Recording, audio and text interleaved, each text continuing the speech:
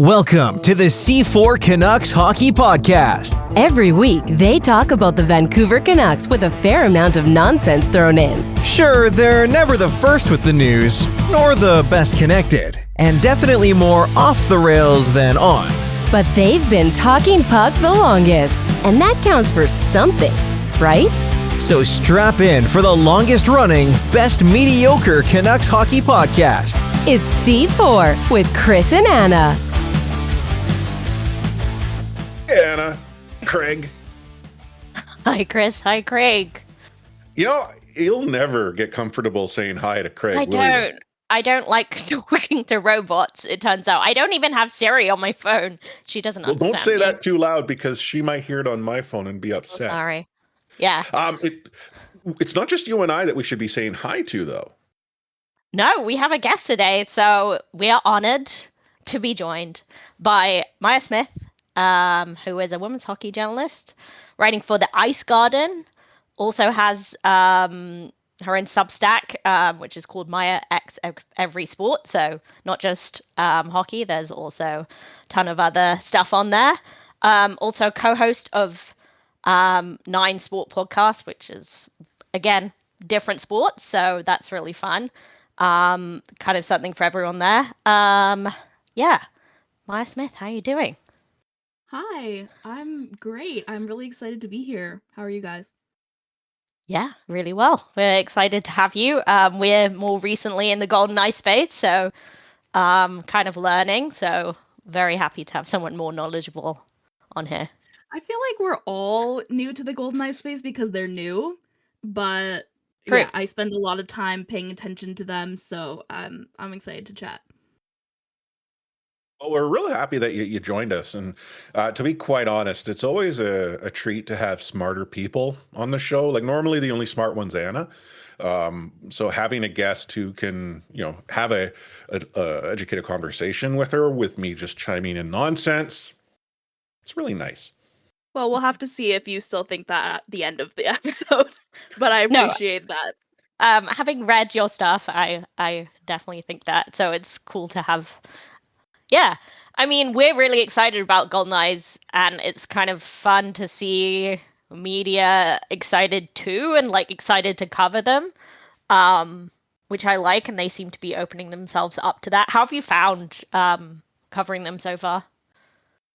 It's been awesome. I mean, this is the first time I've ever been like this involved with a team.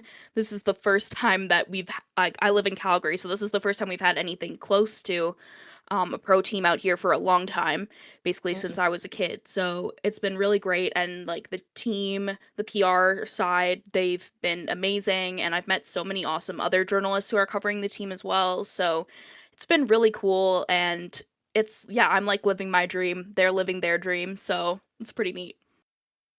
That's Yeah, awesome. we had Lachlan Irving join us, was it a month ago, Anna, give or take? Yeah, I'm going to say. But he had said very similar things, how the Golden Eyes have been really embracing the fact that they're new, but also embracing the creators and journalists that are somewhat new to the space. I'm not trying to say you're new, but new ideas, fresh perspectives. And I think that's pretty cool because for the PWHL to truly succeed, I think those are the spaces that are ripe for them to tackle, that are Absolutely. maybe not being ignored by the traditional media space, but not given all due respect in the traditional space. Yeah, I mean, Lachlan's great, and yeah, it has been great. They have always been, so the Ice Garden has always been an online publication, and there have definitely been times where we haven't necessarily been seen as like the same level as a newspaper when we've been covering women's hockey since well before most newspapers even knew that these people were like playing. So it's been great to see everyone be able to be given a chance to talk about this team and to ask questions in the press conference. Like there's great questions that I think you just might not get from, legacy media all the time. There's obviously a place for that, but yeah, it's been really great and feel very like welcome there. So Yeah, that's great. I mean, talking to Lachlan, who's kind of experienced both sides of it, and like I think it's in stark contrast to what the Canucks are doing and how Canucks treat media as a kind of like enemy. And yeah, I think the NHL is so used to having, especially in a market like Vancouver, having people pay attention. But really, when you have a team like the Canucks, like they're in danger of people just turning off, and really they should be looking to grow the game. Yeah. Yeah, Um, definitely. Yep. And, sort of transitioning off that with the Vancouver Golden Knights, that's also an opportunity. The appreciation that they're an expansion franchise in a very new league. And one of the best ways to sort of make your mark is to embrace those fans that are just looking for something that they want to be part of, the energy, the vibe. Like, we'll talk about that in Rewind in a moment.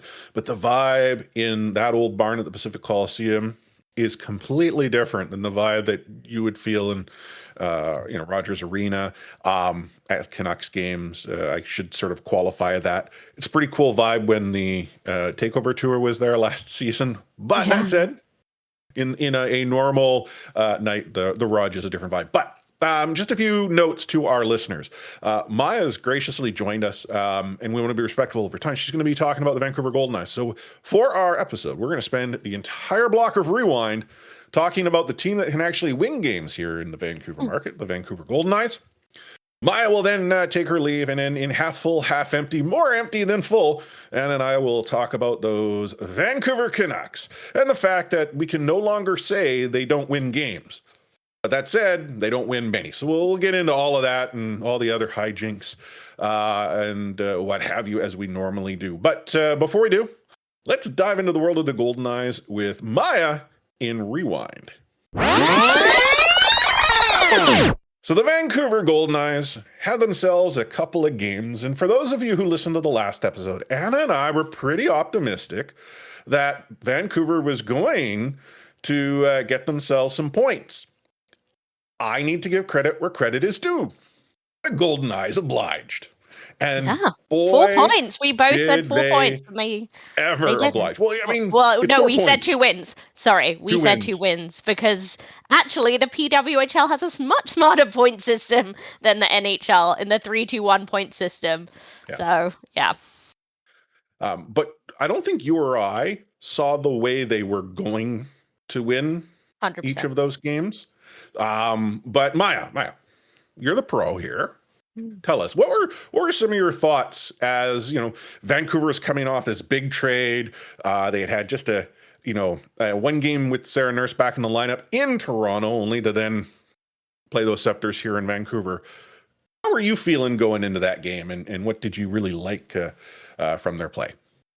Well, I think you both had more faith in them than I did. I will say, right before the trade, honestly, actually, I wrote an article about how it was really great that Sarah Nurse was back, but she couldn't be the only person Yes. doing anything, and that's kind of how that game was, her first game back.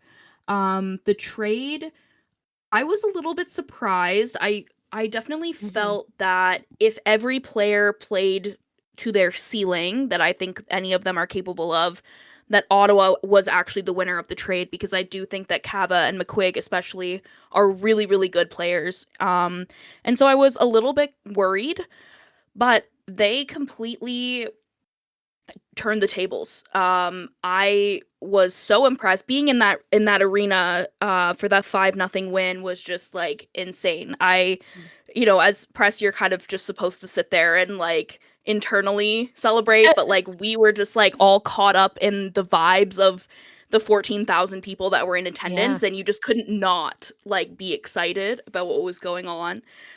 So I was very impressed. I felt like for the first time they started to make the changes that they've been saying they needed to change, and they stuck. And then I think we saw just this afternoon when we're recording that those changes carried over as well. So it wasn't just a fluke being back on home ice.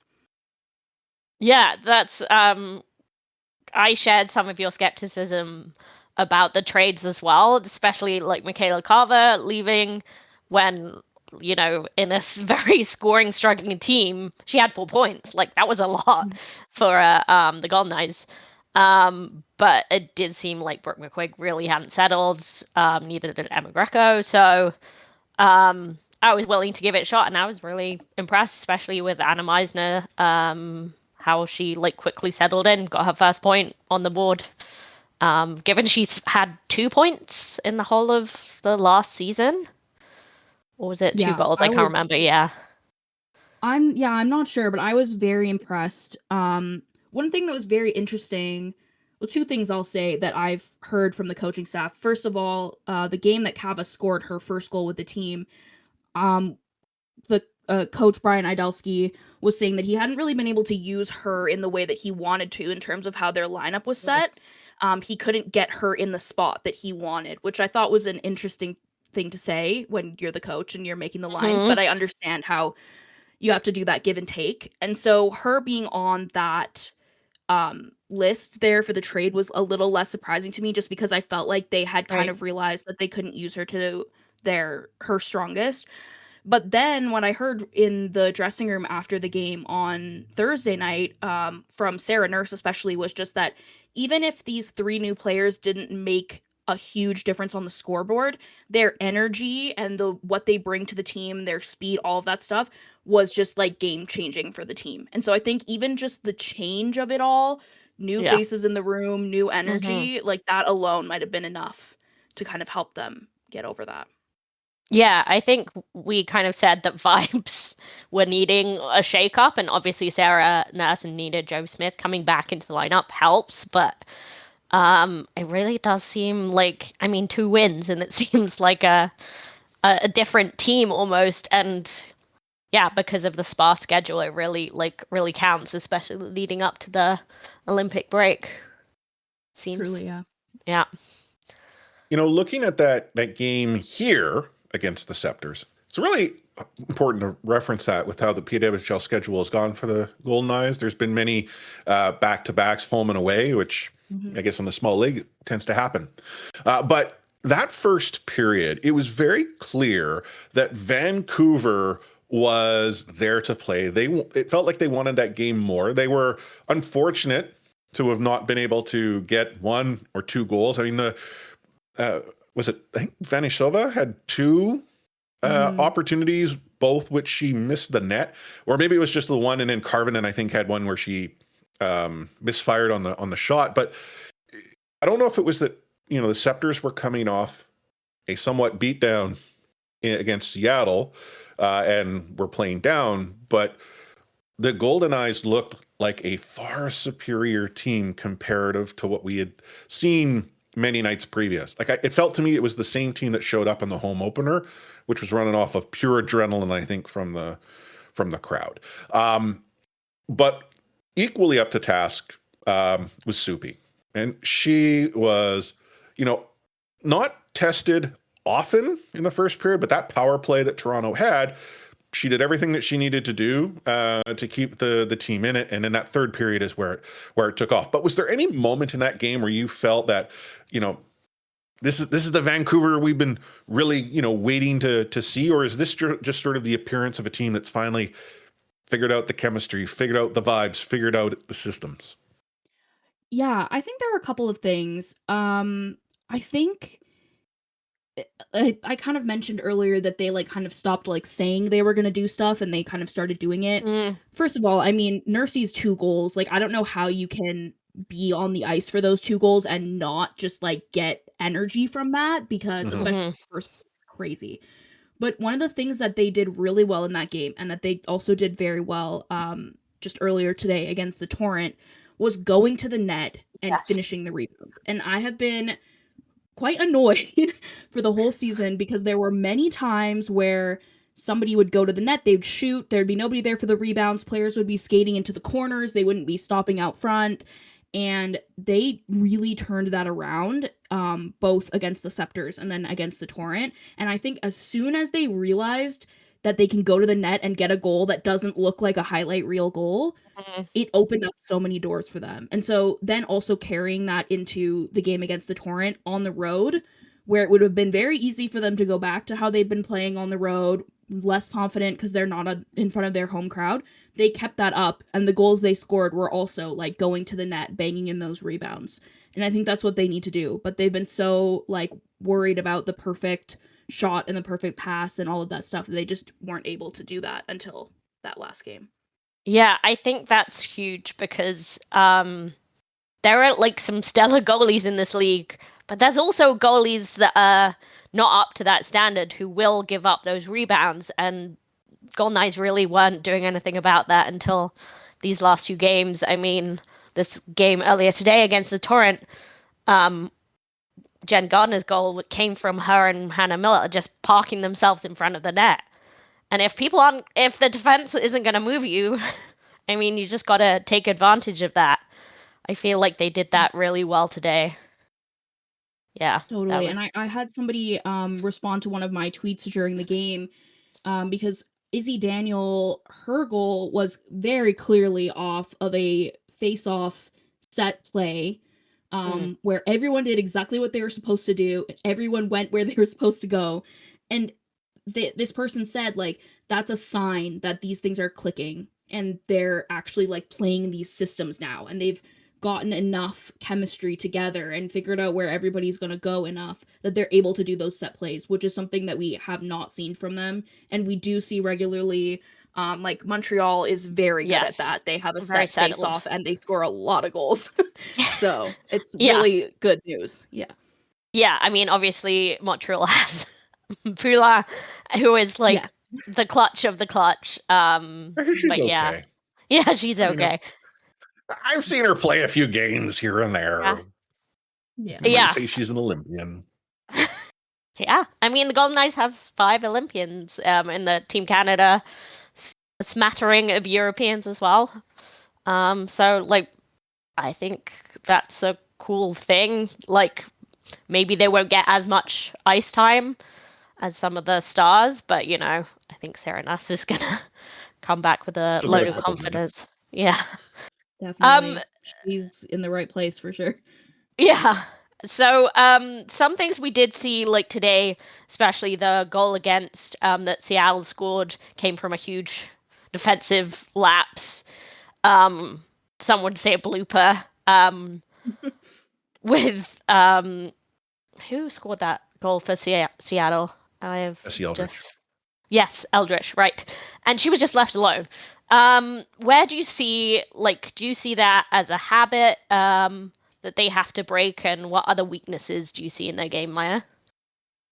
Yeah, I think that goal is strange to me because I feel like both of the defenders who are on the ice are smart enough to have not had that happen to them, but Yeah. those things do happen. I do think the defensive zone and the defense is an issue. And I think we're not necessarily seeing the full extent of it because they have Mashmeyer and Campbell who are there Yeah. every time that a mistake is made to the best of their ability, at least. But one thing that I did notice, especially in their string of road games, kind of between Christmas and then being back in Vancouver, where they've kind of turned it around a bit, is just they're not doing a great job of getting the puck out of their own zone. And so they often get trapped. The other team's defenders get the puck at the point, giving them a great opportunity. I didn't notice that as much in the last 2 games, but that might also just be because other things were going well. So it was kind of overshadowed. But I definitely feel like the defensive part of the game struggles, and they have fantastic defenders who love to score goals. The Yeah. question just becomes like, what do you do when you're not scoring? You know? Right, exactly. I mean, we heard, I think I mentioned this before, but Brian Ojelski talking about wanting hockey players on the ice, not necessarily defenders and forwards. But yeah, that is the kind of moments where you see the limitations of that kind of philosophy. For sure. So Chris and I have been talking about Golden Eyes a lot, about how much fun they are, like as a team, how much joy we're getting out of them, especially compared to the Canucks. What do you think a successful season looks like? Are we looking at a team that could shake things up and move to the playoffs, or are we just going to be happy with a successful season? Yeah, that's a great question. I mean, at the beginning of the season, I definitely, as many other people did, thought that there wouldn't actually we wouldn't be in this position, let's just say. There would not be a lot of equality between the teams, that the expansion teams were and are on paper possibly built better than the original 6 teams. Obviously, that's not what we've seen, and both teams are struggling, which also leads me to believe that it's not just a Golden Eyes issue. It's how do you take a team that's never played together and turn them into a contender against teams that have played together for 2 years, more or less. So for now, I mean, I'd love to see them like climb into a playoff spot. That win alone today with the 3 points put them up into 5th from last. The standings are so tight that it's really like still, with the exception of probably Boston, unless they go on a horrible last bit of the season, pretty much anyone can move up and down. And so I still think that there's a chance they could end up in the playoffs, depending on if they can get their road game sorted out and be picking up wins on the road as well.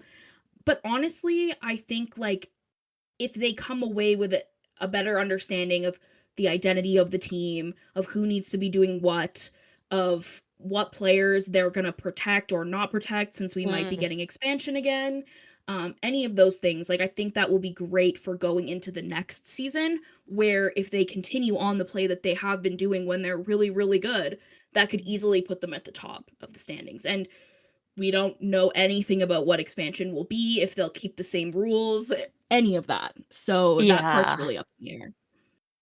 Yeah, Well, if they that's huge. truly expand by 4 teams, I can't see how they keep those same rules. Like, they were very generous, let's say, to the expansion teams, and in a way that I feel like the NHL has just not ever been, because of how Vegas fleeced everyone.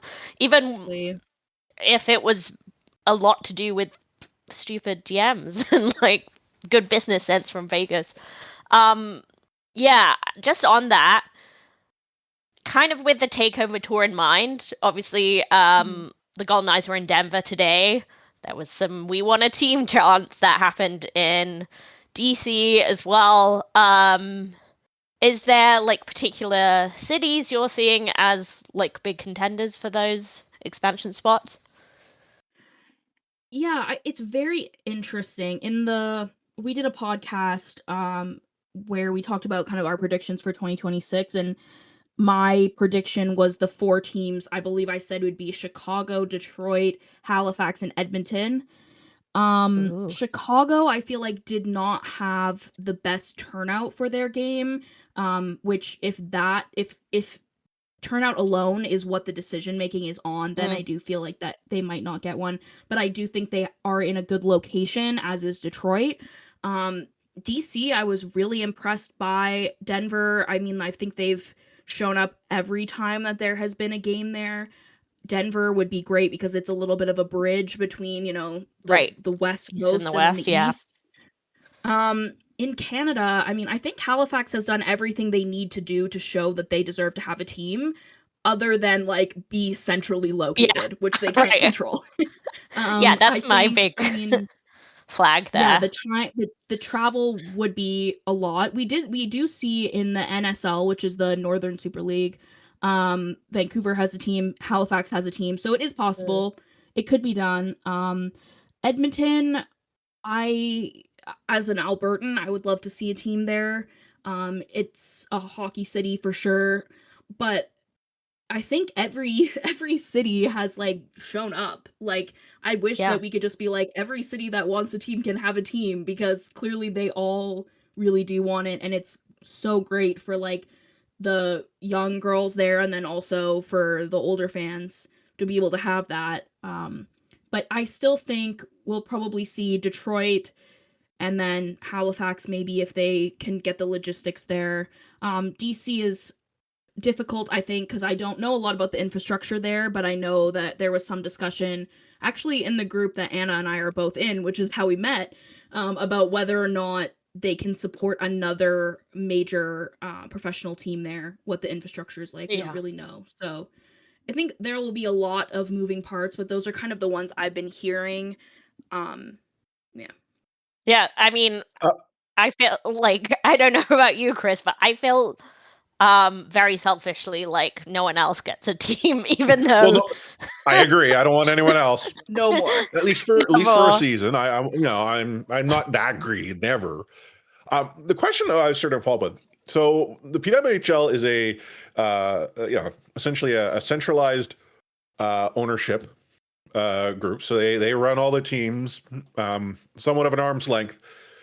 How much does that play into it? Because if you look at many other professional leagues, really how teams get decided is whomever has the most money that they can pony up in a given time. Whereas with the PWHL, it's actually much more logistical and technical in its approach, which I think is smart. You don't just put a team wherever and suddenly you have an Arizona Coyotes, right? And I not to knock the good people of Arizona, they may support a PWHL team, but thinking that through, like I look at Denver, I'm positive, there could be a PWHL team if there was a single ownership situation. I don't know my familiarity with sort of DC, but I would imagine Edmonton would be really interested just from a tenancy perspective. And that sort of ties into this question is that, are any of those teams going to get their own barn? Because as we already know, the Vancouver Golden Knights are the primary tenant in the Pacific Coliseum. It's real cool to have a Golden Knights logo centralized on the ice. Off the rails, I discovered there's a Golden Knights podcast called Primary Tenant. Wicked name. Ooh, Yeah, that's great great. Wicked name. Also, if our listeners search for them, they don't have too many episodes. But the cool thing about it is the women that are recording, they actually a cappella sing their introduction, and it is lit. Wow. Oh my god, That's I didn't amazing. start it yet. That, like, That's awesome. It's so like Anna and I will always be mediocre because I don't think we'll ever reach that level. Yeah, we're not singing anytime soon. But that's cool. That's But- amazing. I need to look into but- that. But to my question, do you believe that of those sort of expansion destinations, do any get a barn, or are they going to go into the NHL rink that they've showcased themselves in? Yeah, I think I don't know the answer. I'll say that. If you asked me about Calgary, I would be able to tell you exactly what every arena in this city looks like and the capacity and everything like that because I grew up here. But I don't know, especially in the US, I don't know. I think Halifax would go into that rink that they've had the takeover tour game in because that's like the main rink and it's a great size for the crowds that the PWHL usually gets. I think it really depends on who else is in the buildings. Edmonton has a WHL team and they have concerts in that building, but they don't have an AHL team or a lacrosse team or a basketball team. So they may have more luck putting the team in whatever version of Rogers that rink is called. Well, that's all you have to do is in yeah. Canada, you just say Rogers, fill in the blank, and that covers the name of the rink. Exactly. So I'm not sure about the rink. In terms of ownership, I think that it's pros and cons having a centralized owner versus multiple owners. They have a lot more control over what every team does, but the teams are also a lot more similar. I don't know if you look at the social media, the PR, like the way that everything's done, it's very formulaic. I could definitely see, like you said, Denver, I would imagine Buffalo would maybe be in the conversation. I feel like their ownership loves to buy other teams. They have lacrosse teams as well, and things like that. So I do think, and I think they will probably move in that direction eventually, especially as they get bigger. But yes, for now, I think it's a lot about the crowds, the rink size, the facilities that they have, what other tenants are in those buildings. But it is just so special to have the Golden Eyes logo on the ice every game and have the players on all of the pillars and everything in the rink. It's just another level. And I would love for other teams to have that. And also, I do think whether or not this is how it should be, there is a little bit of credibility that is given to the team when they play in an NHL barn. Whether we think that that should be something that gives them credibility. People will be like, oh, they play in an NHL rink. Oh, they can sell tickets. Oh, So yeah, pros and cons. Yeah, I see that. I'm partial to being able to showcase themselves. Totally. Yeah. I'll use the rink in Ottawa. I Is it dig in the Ottawa Ottawa? crowd. Actually, I don't know if it is in Ottawa. It's a funky rink. It's like a It's in rink Ottawa. underneath a stadium, if I understand correctly. But It's weird, but yeah. you clearly see that the 67s are the team. Right. And then the Charge are kind of like, oh, you've got your logo over there in the corner. Like, to me, that almost makes it feel like it is secondary. I understand why they can't go and redo the paint with ice, but it's just cool that the Golden Eyes logo is front and center in Pacific Coliseum. And for anyone who doesn't know the Pacific Coliseum, the only reason the Vancouver Canucks don't play there anymore, actually, is two reasons. One, the NHL required teams to increase the size of their capacity, and two, it really came down to the fact that they were able to buy cheap land downtown and develop the hell out of it. The Griffiths family simply didn't have the money to make all that magic happen, hence why it had to change hands a few times. But the Pacific Coliseum is a good old barn. I love it. I love the vibes. Don't necessarily enjoy the lineup to the concessions, but you can only do so much with the number of people in the building. It's just a cool place.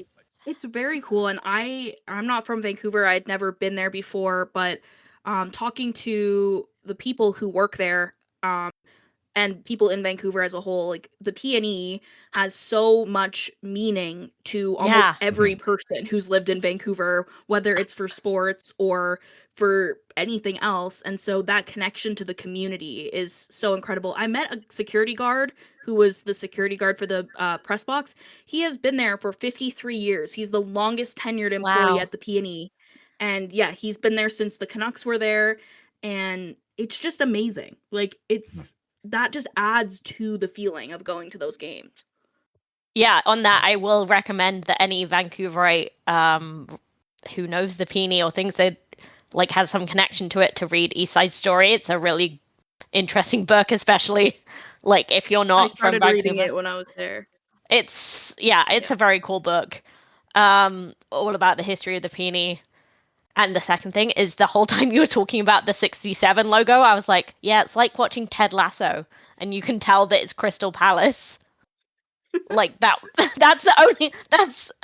only something a Premier League fan would think. Are you telling me that AFC Richmond is not real? Yeah, sorry. The Greyhounds are not real? Also, the fact that a place like Richmond, I grew up very close to Richmond. There's no way a place like Richmond would ever have a team. It's just anti-football because it's not working class, and that's where football comes from. So that's my Ted Lasso gripes. That's very interesting. I could moan about Ted Lasso forever, but I won't. But yeah, the one thing I did want to touch on the slightly more serious side, we talked about the centralized ownership. The conversation is starting to be had, at least in the media. Where we met was on Substack, that's now a newsletter. And the author of that newsletter, Frankie, was they were writing already about the ownership's ties to Palantir, who provide technology for ice. I've seen, I think it was Ian Kennedy talking about it today as well. So that conversation starts to be had. There was a Minnesota Frost game today where the crowd was chanting ice out, and the players spoke about that. I just wonder what you think. Do you think that there will be some kind of, if not reckoning, some kind of that issue will come to a head? We've seen obviously the WNBA launch big protests, where player-led protests against ownership. I wonder if you could see anything similar happening in the PWHL.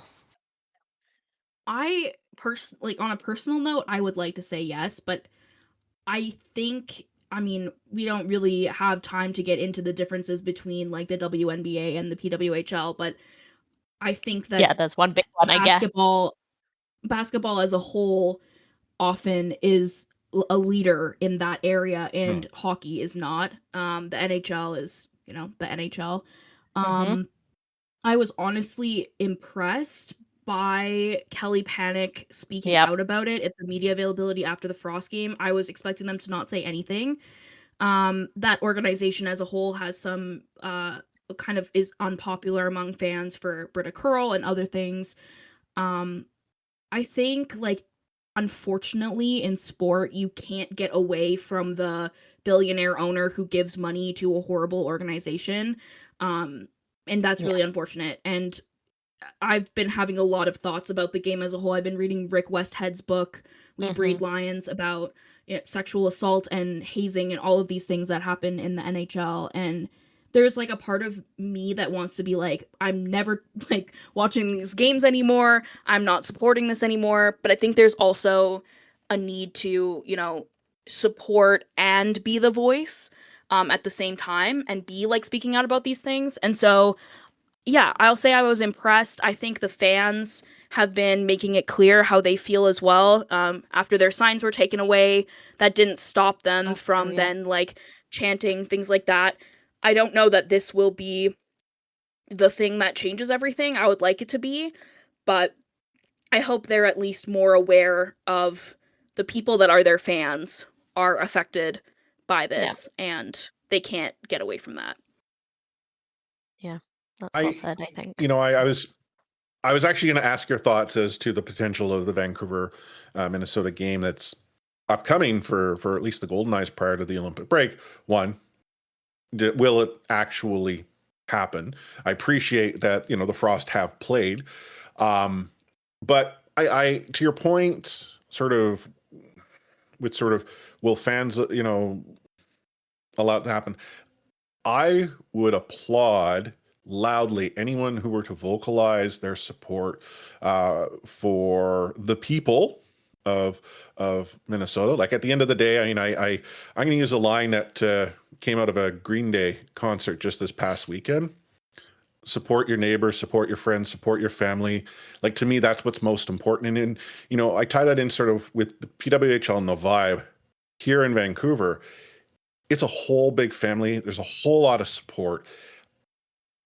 That's what I want. And I want, I would love for that group to be able to compel the league Mhm. to be more progressive, to aspire to be what it truly is. And I think in my heart and in many others is an opportunity, a progressive way of improving the sport, improving professional entertainment. Like, there's no reason why like hockey culture should continue to be the way it is.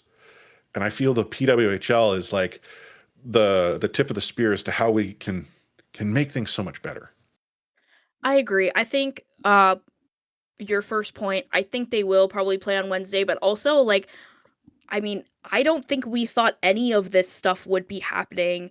So what could happen between now and Mhm. Wednesday, we have no Yeah. idea. So Yeah. there Yeah. might it might be Very different true. by then and they might not play.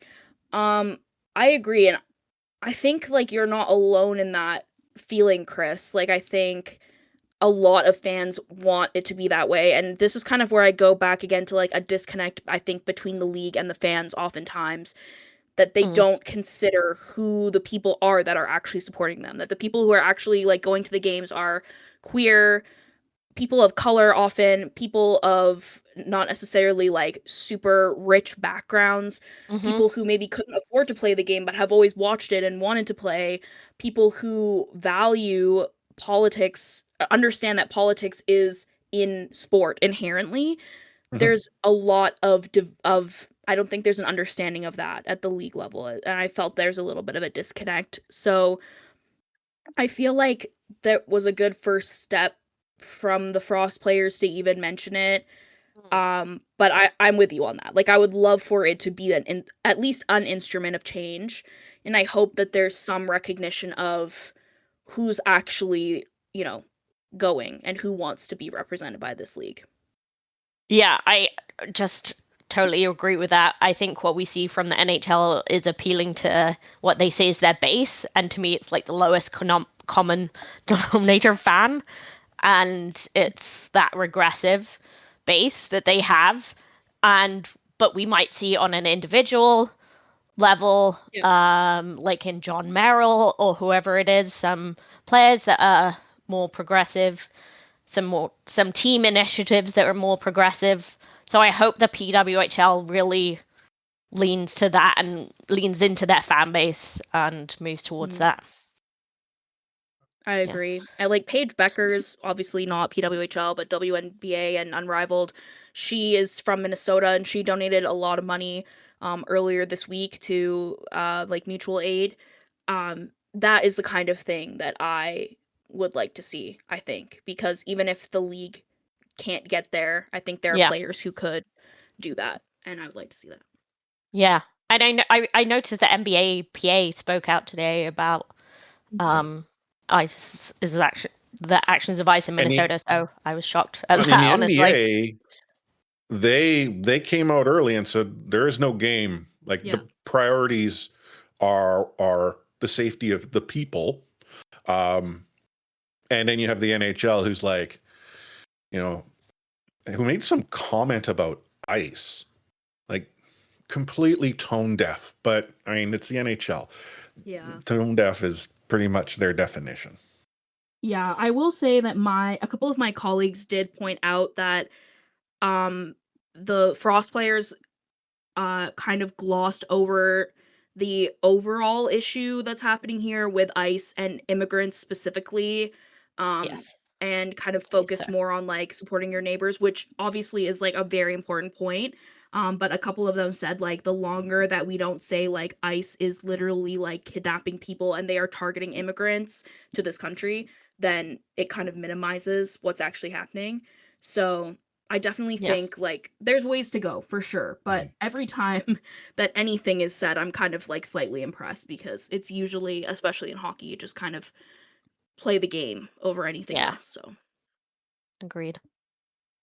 So as we look to wrap up Rewind here, again, Maya, thank you so much for joining us, sharing your thoughts, providing us a glimpse into, what's going on with the Vancouver Golden Knights and the PWHL. But for all of our listeners, all million of them, I don't know what we have anymore. I know Anna's mom listens. We have a few others. Mom.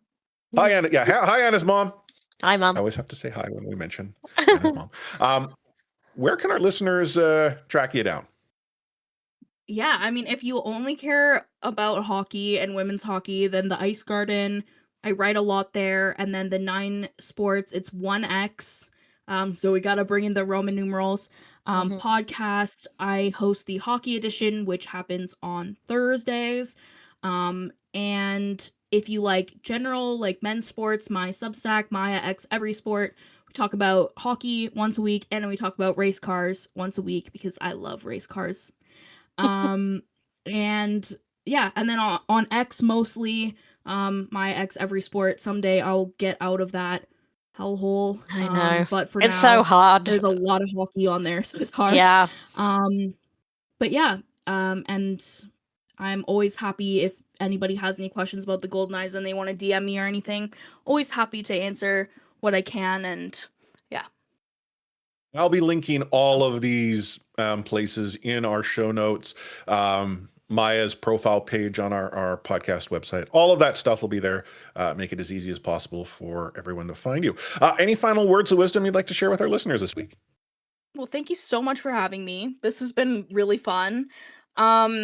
I will just say the Olympics are coming up. I hope Canada has success. I'll be talking about it on my podcast and have a preview for Canada coming out this week, for better or for worse. So looking forward to women's hockey at the Olympics and all the other sports. And thank you so much for having me. It was great to chat. Thanks for coming. So Anna and I, we're going to take a short break. Maya, she's going to take her leave. We'll be back with Half Full, Half Empty, where we talk about the Canucks. You're listening to the C4 Hockey Podcast, brought to you by Anna, Chris, and Craig. Take hitting out of the game. You can't hit anymore, so don't do it. The unsportsmanlike conduct, I want to get an explanation on. No kidding. Because how do you get suspended for unsportsmanlike conduct? Plus interference. There's no interference there. He had the puck. Now, Madison never ever did that before. Now, why did he do it? And that because he was mad. Well, your early favorite for the Calder Trophy, that's for sure. Elias Pettersson, you might even say your early favorite for the Hart Trophy. Just to get back to your question, Elias is going to play plenty. He's going to get a lot of power play time. And yeah, I'm concerned about our offense. We lost 200-point players, and we've got to find a way to score. That was pretty cool hearing from Maya, getting her perspective on the Golden Eyes, PWHL. I think we should probably get her back on a future show. I know we sort of said that to her, and sometimes we say that to our guests. We don't always do that, but I think we should follow through. That's more an us thing, but yes, we shall definitely. Yeah. You know, I say that like, oh my God, Anna and Chris think they're better than their guests. No, we just think our guests are better than us, and we're, And sometimes we just forget. Yeah, we do. But I mean, if people could see the conversations you and I have, we're like, oh, we should ask them or get them back on. We should do this. We talk about a lot of we should. Mm-hmm. Yeah, we're good at we should. Eventually we follow through. Speaking of following through, the Vancouver Canucks finally got a win. I think it was despite you and I. That's that. If you follow us on social media, you saw Anna and I go back. So, what am I talking about? So the Vancouver Canucks, they did end their losing streak. They didn't do it against the Islanders. The game itself was close, but, the Canucks, they were bad. They got the win against the Capitals. It didn't start off well. It was 2-0 Caps pretty darn early. At that point, I'm like, oh, boy, this team is no good. And then the Canucks are like, screw you, Chris. I think a staffer ran down to the bench, showed them my post, said that you and I, our podcast, didn't think that they could pull this game out. And the Vancouver Canucks got, a solid win. Only to follow it up with another loss. Now, the loss against the Devils on Friday night was an interesting way to lose. They weren't losing until they were, and then they almost didn't lose completely. But they did. But they did. But at one point I posted, I'm like, oh man, boy, did I really enjoy that one game winning streak. A lot of people are engaging with that post. Daniel Wagner reposts it. And then the Vancouver Canucks are like, screw you, Life Force. Yeah. And did you see like empty net? And, for anyone who gives Petey stick for his play, kid gives some serious ass. He's in there going like stacking the pads that are non-existent on his legs to stop the puck in a season that is, I think, collectively agreed upon to be a bad year. The Canucks are not going to go anywhere, and there's Petey laying out. Well, I mean, he was putting his youth goalie time to good use. I think he's kind of always been talked about as if a player had to go in net, it would be Petey. And back in the day, we just kind of chalked that up to, well, he's the most skilled player on the team. Like, pre-Quinn Hughes, that was definitely true. He could just do anything. But yeah, I do think he seems to be a good goalie. And you're talking about the season being done. What joy can we have left in the season? Put Petey in net? Put Myers on the fourth line? Oh, I mean, we can only dream. So the Vancouver Canucks, out of the 4 games, got 1 win. That is, well, okay. I actually think you and I may have given the Canucks a win last week. I believe I thought it might have been against Jersey, and then maybe you would. Did you say the Isles or? I might have said the Isles, but I mean Jersey is the obvious one looking back at because New Jersey's a bit of a mess. But yeah, I should mention the Canucks lost to the Penguins earlier today too, so I didn't forget about that game. But yes, and I was half watching it whilst mainly watching the Golden Knights game. But I will say both the Golden Knights game, both the Penguins game and the Devils game, that was fun. It was fun watching the Canucks lose because of that spirit they seem to have left in them. Like, they both went for late rallies and it felt like, okay, they're not good enough to win, and that's great because it's better for the tank. They keep losing, but it's close. So for long time listeners of our show, you've heard me describe I would much prefer an exciting loss than a boring win. Like I remember back in the day, Matt would just go ballistic on me. You're saying you want your team to lose? No, I want my team to win. I get that sometimes winning teams are boring. I like exciting, high tempo play. It's one of the reasons why, for me, that 20 sort of period from like 2010 to 2012, the style of hockey that the Vancouver Canucks played was exciting. They were also a good team during that period of time, got a lot of wins. I embrace the fact that they're going through what we think is a rebuild. I mean, it changes day by day, hour by hour.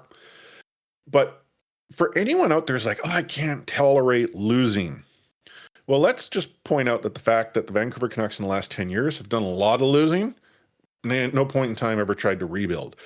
A team that rebuilds and gets young and gets some players that are dynamic and are energetic, they may still lose a lot of games, but they're going to do so in such a way where, hey, you're telling me they got a chance. Realistically, they're in it right into the end. And what we've seen against sort of the Devils, the game against the Penguins, in some respect, the game against the Islanders, yeah, things didn't go quite well. There was a period of time where the team, oh no, we suck again, before the oh no, we suck again announcement was actually played. But they then have that fight to try to get back in it. That's what I like. That's what I want one more of. Just show me a team that has heart. Yeah, 100%. And I will say, like, did I still enjoy the Capitals game the most? Yes, but that was mainly because Robbie GK from Heated Rivalry was there and he was wearing a Scott Hunter jersey. So I liked that the most. But yeah, I will say, like, I'd much rather watch that because, and I don't mind boring. In my other team sports where tanking isn't really a thing, I would much rather win, like watch Arsenal win 1-0, boring Arsenal, etc. But now that I don't say, like, I don't want to Vancouver Whitecaps FC. I want boring wins. I want wins. Yeah. Boring, exciting. I want wins. With the Canucks, it's different. Hockey, it's just a different beast. I don't want, like, totally is. I hated the trap hockey experience that I got to live through. Yes. And I mean, it's like watching the LA Kings. I can't watch them. It's so boring. But like, and I will say Minnesota less so recently, but historically, Minnesota boring hockey. Now they have a little bit of excitement on their blue line. But yeah, I 100% am behind the exciting wins phenomenon. Like, let's keep that last place or close to it, and let's like show some spirit. Because yeah, I'd like to see a few more trades to sort of from the top, like management side of things to get Canucks in a better shape for the future. But from the, like, you still have to do the rebuilding part, right? You still have to keep people around, and you want to keep, that heart, as you said, around.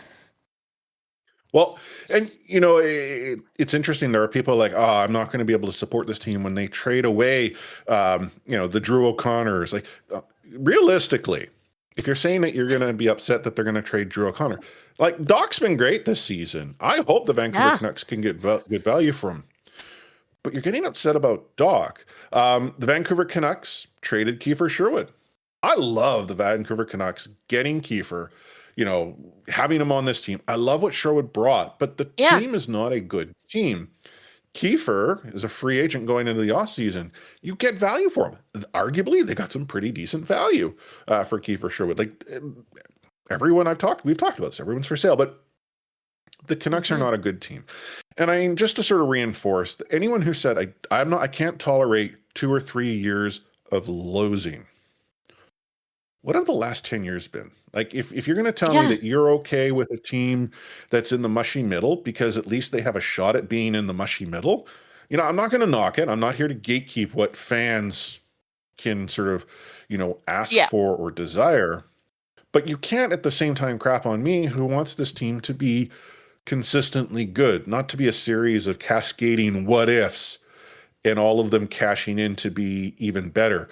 when someone says, they're going to lose for 2-3, how can you support a rebuild? Well, I've seen them do this many times in the last 10 years. They haven't once tried to rebuild. So Yeah, why don't we do exactly. something a little bit different? I mean, the Wild idea. beginning years were just losing without direction, or it Well, was and aimless. those people will then say, oh, no, they made the playoffs. You're right. They made the playoffs in the bubble, which, you can't realistically tell me was going to be a sure thing had the bubble not occurred. They made the playoffs in Talkett's first season. Everyone understands that had a lot more to do with the what ifs all cashing in and puck luck. And then they made the playoffs in once before it. So 3 times in 10 years? In mushy middle throughout. It wasn't like a team that was getting good. They made the playoffs and then they're bad. This is not the sign of a good team. Looking ahead at the schedule, for those of you on Team Tank and those of you who are on Team Anti-Tank, which team wins? So the Canucks are going to be taking on those San Jose Sharks, who they went into a rebuild and, they did a hybrid retool or I don't know what. They're a good, fast, young team having a lot of fun. They're here on Tuesday. Anaheim Ducks, they're here on Thursday. And the Toronto Maple Leafs roll into town for Saturday. Hockey night in Canada, unless you live in Vancouver because it's a 4 p.m. puck drop. Hockey afternoon in Canada. Yeah. So what do you think, Anna? 3 games. I think they beat Anaheim. I think the wheels are somewhat falling off. The Ducks have wheels? Not really. The feathers are coming off? They've won 7 straight. I know.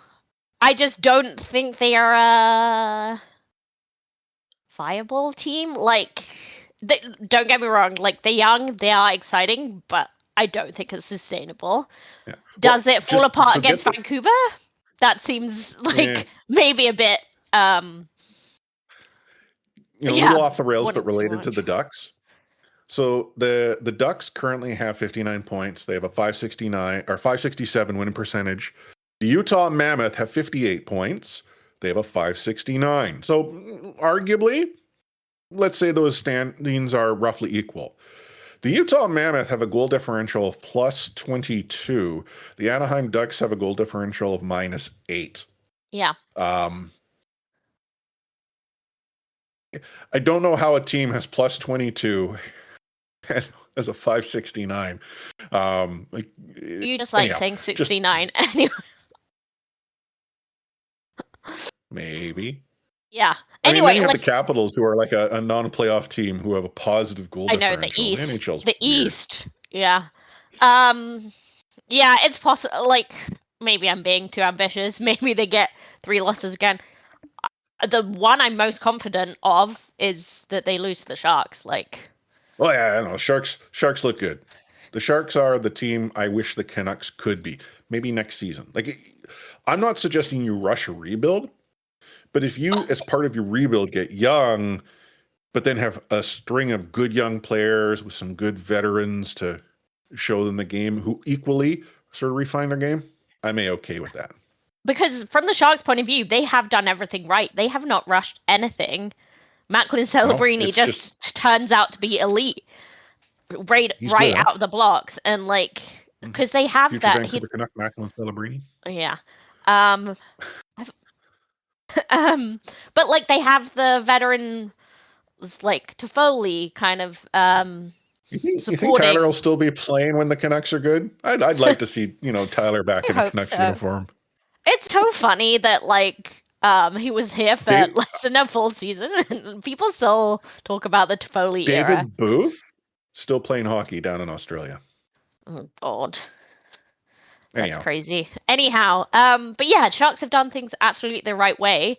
But the point is, they got a high pick and it hit, so you gotta be in there to get that high pick. So yeah, 100% they lose to the Sharks. They might beat the Ducks, maybe they lose to the Leafs. Even though I think overall Toronto are gonna Toronto, but I don't think they Toronto and Vancouver. Okay, because I was actually going to suggest that the Canucks still get 1 win. I thought it might be against the Leafs, on Saturday night.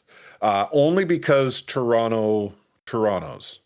Like that to me was like the way Vancouver's playing, I could see Toronto, and Vancouver get the win as a result. I don't disagree. I think, the Ducks, there's potential there. But yeah, no way they're beating the Sharks. They're going to do that now. Watch it be like 10-0. PD will relieve Lankinen midway through the game. I mean, he'll score a goal as well from the net. I mean, question there: do you think Lankinen gets all 3 starts? Oh, I can't imagine he doesn't. And that's, just no back-to-backs where he's going to have an opportunity to get sort of that night's rest. Unless Thatcher Demko suddenly reappears, though that's crazy. I mean, so if you haven't paid attention. Yeah. Go ahead. Thatcher Demko, they've had to expand the search for medical opinions to worldwide. That's never a good sign. But then there's, rumors that, well, he might actually be able to play again. So who knows? We didn't actually mention all 3 nights. Yeah, because I think throw Filipino against the Sharks, but throw him to the Sharks.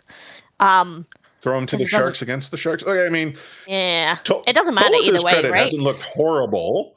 Yeah. He hasn't looked horrible. He got lit up against the Oilers, but let's be real. I mean, it doesn't matter who's going to be in net that night. Yeah.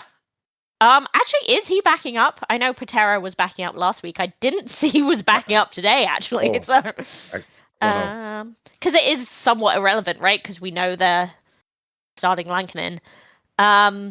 We didn't actually mention something that we've talked about a lot, but Philip Hedl came back. Oh, returned, yeah. Yeah. I'm still so worried. Me too. And I understand his point of view. Yeah. Yeah. I was told Opilo backed up. Yeah, okay. So yeah, if you didn't catch it, like Hedl has said that he's fine. He made a comment about how he understands that people are genuinely worried from him, but it's like fans think that he will take a hit and could be killed, which that's dark. And that's, again, we want him and his long-term well-being to be priority. But at the end of the day, Hedl knows Hedl. And we can't,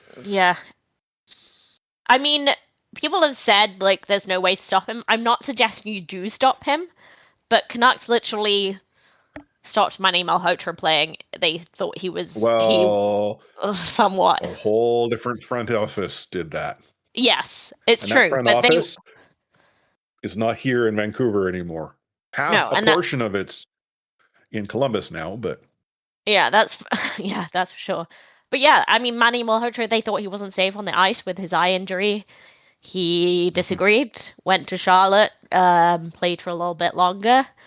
But he came back, so you kind of think, I always think there must be like some respect as to that decision there. Obviously he returned to the coaching staff. I'm not saying they do that. I don't think they should do that, or they really are in a position to do that with Hedl. But I do think you just need to be just so cautious, because players don't always act in their own best interest, especially in the NHL. Back to sort of the week that will be. We both figure a win, 2 points. Conceivably, if you're on Team Tank, that's a good result. If you're on Team Anti-Tank, maybe not so good. But, the worst thing that Canucks could do at this point is to go on a run, because they're not going to make the playoffs. They're just where they are in the standings. They just cannot make up that amount of ground without the entire bottom falling out of the division, and that's not going to happen. So all a run would do is just decrease the probability of them getting a top 3 pick. 100%. Yeah. To me, that's the worst thing that could happen. Yeah. So as we look to wrap things up here, again, a big shout out to Maya Smith for joining us. All of her Links will be in the description and the rundown if you haven't seen it. I'm going to link to all of them as well on her profile, a guest profile page on the C4 Podcast website. That website address, c4podcast.com. You can shout out a few thoughts on the social media. You and I are everywhere. We're, equivalently, I'm Lightforce, she's A4603.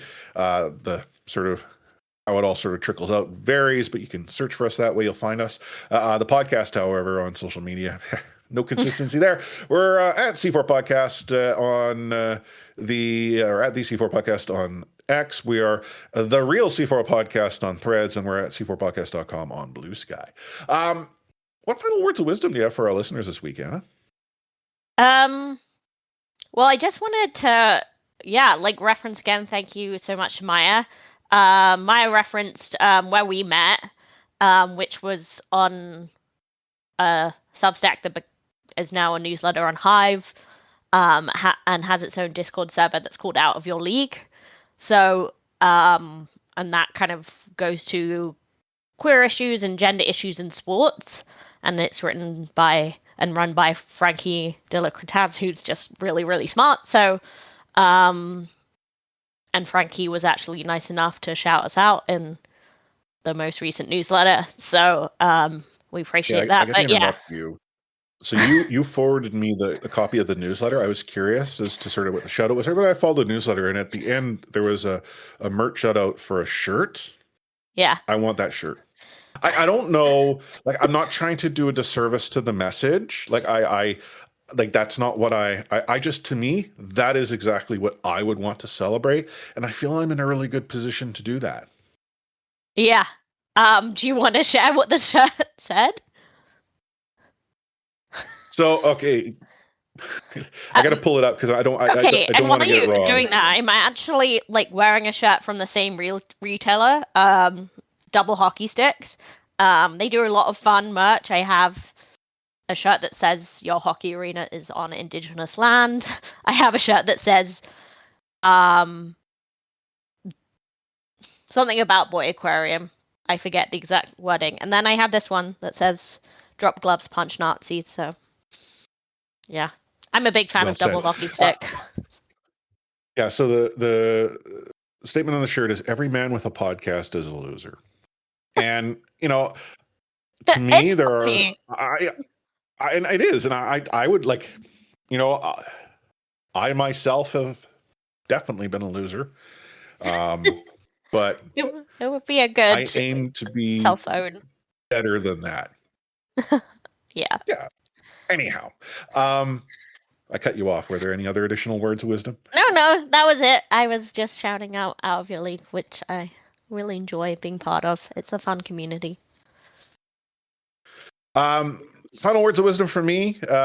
Again, I'm taking a lot of words of wisdom from my daughter's soccer team.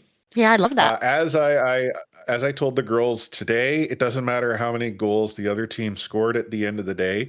It's just about getting out there, kicking the ball, and enjoying post-match snacks. Oh, and to be honest, really important. That it is so much like at practice. Hey, Coach Chris, who's bringing snacks this weekend? Hey, Coach Chris, at game day, are the snacks here? And then they find out who's bringing them, and then it's like, what did you bring? And they celebrate post-match snacks. Today, the person who brought post-match snacks also brought orange slices for halftime, which is like some old school soccer OG stuff. And then they got it was like popcorners or something like that for the post-match snacks. They all loved it. For me, it's that I love seeing how excited they are. I mean, we got bounced a little bit hard this weekend. The girls scored a couple goals. The team we were playing against scored a couple every couple minutes.